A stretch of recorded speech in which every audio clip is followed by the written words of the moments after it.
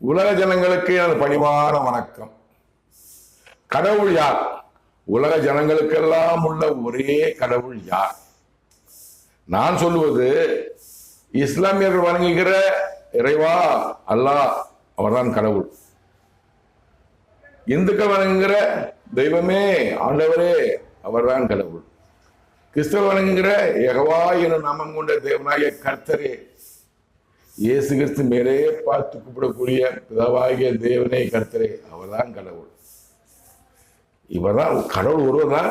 மதங்கள் பேரு, இந்து மதம், கிறிஸ்துவ மதம், இஸ்லாமிய மதம், மார்க்கம் பேரு. ஆனால் கடவுள் ஒரே கடவுள் தான்.